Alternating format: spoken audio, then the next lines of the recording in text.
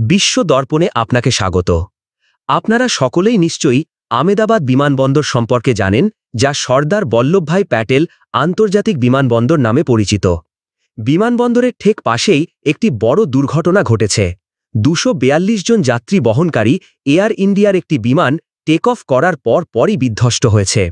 আজ এই ভিডিওটি সারা বিশ্বে দেখা যাচ্ছে, আর এই ভিডিওটি দেখার পর অনেকেই তাদের ফ্লাইট নিয়ে ভয় পাচ্ছেন, কারণ যেভাবে এয়ার ইন্ডিয়ার এই বোয়িং ড্রিমলাইনার 877 বিমানটি ভারতের গুজরাটে বিধ্বস্ত হয়েছে সেটা ভয়াবহ।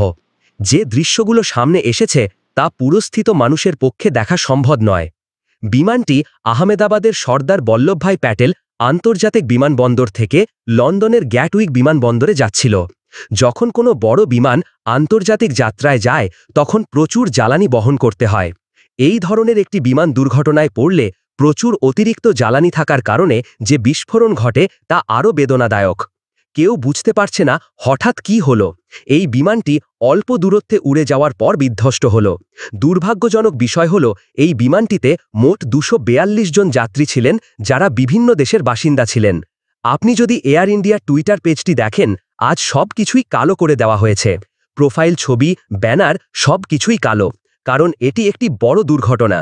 এটি ভারতের ইতিহাসে 15 বছরের মধ্যে সবচেয়ে বড় বিমান দুর্ঘটনা। শেষবার এই স্তরের বিমান দুর্ঘটনা ঘটেছিল 2010 সালে, যখন দুর্ভাগ্যবশত 158 জন মারা গিয়েছিলেন। এখানে কতজন মারা গেছে, কিন্তু এয়ার ইন্ডিয়া তার সোশ্যাল মিডিয়া হ্যান্ডেলগুলি সর্বত্র কালো করে দিয়েছে এবং নিচে তারা যাত্রীদের জাতীয়তা নিশ্চিত করেছে। 168 জন ভারতীয়, 53 জন ব্রিটিশ নাগরিক, 1 জন কানাডিয়ান নাগরিক, 7 জন পর্তুগিজ। জানিয়ে রাখা উচিত যে গুজরাটের প্রাক্তন মুখ্যমন্ত্রী বিজয় রূপানীও এখানে যাত্রী ছিলেন এবং কিছু প্রতিবেদনে দাবি করা হচ্ছে যে হতাহতের তালিকায় তার নামও উল্লেখ করা হয়েছে। আবার এখানে যারা মারা গেছেন তাদের প্রকৃত সংখ্যা এখনও প্রকাশিত হয়নি, কারণ এখানে অনেক মানুষ গুরুতর আহত হয়েছেন। বিমানটি হোস্টেলের ছাদে বিধ্বস্ত হয়। সেখানে বসবাসকারী 15 জন ডাক্তারও গুরুতর আহত হন। কিন্তু প্রশ্ন উঠছে যে এখানে কারণ কি হতে পারে। দেখুন, যখনই এই ধরনের দুর্ঘটনা ঘটে তখন এর 4 বা 5টি প্রধান কারণ থাকতে পারে। প্রথমটি হল পাখির ধাক্কা। যদি আপনি এটিকে এভাবে দেখেন, তাহলে আমেদাবাদ বিমানবন্দরটি শহর ও আধা গ্রামীণ অঞ্চলের কাছাকাছি, যেখানে পাখির চলাচল বেশ সাধারণ। আপনি কি মনে করেন যে পাখির ধাক্কা লেগেছে? তা তদন্তে শেষ পর্যন্ত জানা যাবে। 2. অনেকাংশে কিছু সম্ভাবনা ইঞ্জিনের ব্যর্থতার কারণে হতে পারে।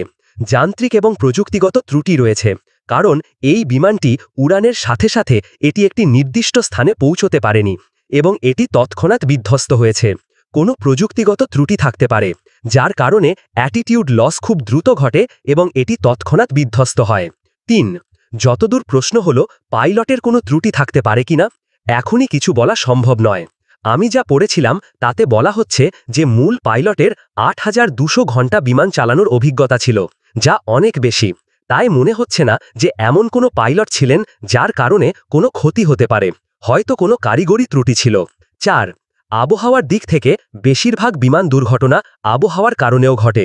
তবে আপনি যে দৃশ্যটি দেখেছেন তাতে আপনি স্পষ্ট দেখতে পাচ্ছেন যে আমেদাবাদে কোনো ধরনের খারাপ আবহাওয়া ছিল না। 5. এটি কি নাশকাত্মক সন্ত্রাসী হামলা হতে পারে? আবারও অনেক সম্ভাবনা থাকতে পারে। আজ অনেক তথ্য ঘুরপাক খাচ্ছে। কেউ বলছে যে এটি নাশকতা ছিল। কেউ জানে না, যতক্ষণ না বিমানের ব্ল্যাক বক্সটি পাওয়া যায় ততক্ষণ পর্যন্ত আমরা কি ঘটেছিল সে সম্পর্কে সঠিক তথ্য পাওয়া যাবে না। আপনার কি মনে হচ্ছে এই দুর্ঘটনার কারণ কি? কমেন্ট বক্সে জানাবেন। সম্প্রতি বিশ্বজুড়ে অনেক বোয়িং বিমান একে একে বিধ্বস্ত হয়েছে এবং মানুষ প্রায়শই বোয়িং বিমানের মান নিয়ে প্রশ্ন তুলেছে। 2024 সালে বোয়িংয়ের বিমান কোথাও না কোথাও ক্রমাগত খবরে থাকে। এর আগে আপনার মনে থাকবে যে 2024 ডিসেম্বরে, আক্ষরিক অর্থে 29 ডিসেম্বর 2024 দক্ষিণ কোরিয়ার একটি ফ্লাইট জেজু এয়ার 2116 ভয়াবহভাবে বিধ্বস্ত হয়েছিল, যে দুর্ঘটনায় 94 জন প্রাণ হারিয়েছিলেন। এখন সময় এসেছে যে আমাদেরও দেখা উচিত যে ভারতের কাছে বাণিজ্যিক বিমান সংস্থাগুলির বিকল্প আছে কিনা।